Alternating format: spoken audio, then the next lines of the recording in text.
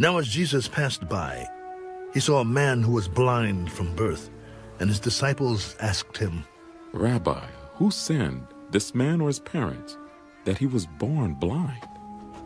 Neither this man nor his parents sinned, but that the works of God should be revealed in him. I must work the works of him who sent me while it is day. The night is coming when no one can work. As long as I am in the world, I am the light of the world.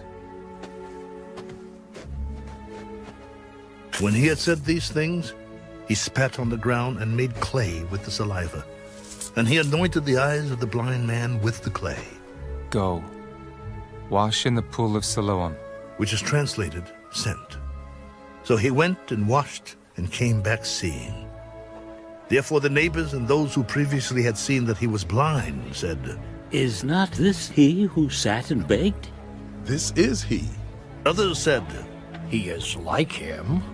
I am he. How were your eyes opened? A man called Jesus made clay and anointed my eyes and said to me, Go to the pool of Siloam and wash. So I went and washed, and I received sight.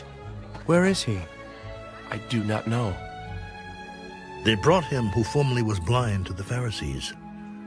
Now it was a Sabbath when Jesus made the clay and opened his eyes. Then the Pharisees also asked him again how he had received his sight. He put clay on my eyes, and I washed, and I see. This man is not from God, because he does not keep the Sabbath. How can a man who is a sinner do such signs? And there was a division among them. They said to the blind man again, What do you say about him, because he opened your eyes? He is a prophet. But the Jews did not believe concerning him, that he had been blind and received his sight, until they called the parents of him who had received his sight, and he asked them, saying, Is this your son, who you say was born blind? How then does he now see? We know that this is our son, and that he was born blind. But by what means he now sees we do not know, or who opened his eyes. We do not know. He is of age. Ask him. He will speak for himself.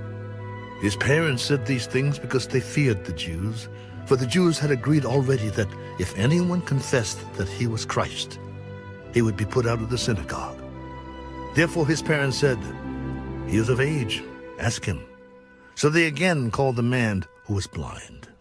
Give God the glory. We know that this man is a sinner. Whether he is a sinner or not, I do not know. One thing I know, that though I was blind, now I see. What did he do to you? How did he open your eyes? I told you already, and you did not listen. Why do you want to hear it again? Do you also want to become his disciples? Then they reviled him. You are his disciple, but we are Moses' disciples. We know that God spoke to Moses. As for this fellow, we do not know where he is from. Why? This is a marvelous thing, that you do not know where he is from. Yet he has opened my eyes. Now we know that God does not hear sinners, but if anyone is a worshiper of God and does his will, he hears him.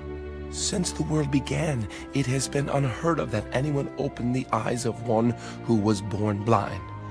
If this man were not from God, he could do nothing. You were completely born in sins, and are you teaching us? And they cast him out. Jesus heard that they had cast him out, and when he had found him, he said to him, Do you believe in the Son of God? Who is he, Lord, that I may believe in him? You have both seen him, and it is he who is talking with you. Lord, I believe. And he worshipped him. For judgment I have come into this world, that those who do not see may see, and that those who see may be made blind. Then some of the Pharisees who were with him heard these words. Are we blind also? If you were blind, you would have no sin. But now you say, We see. Therefore your sin remains.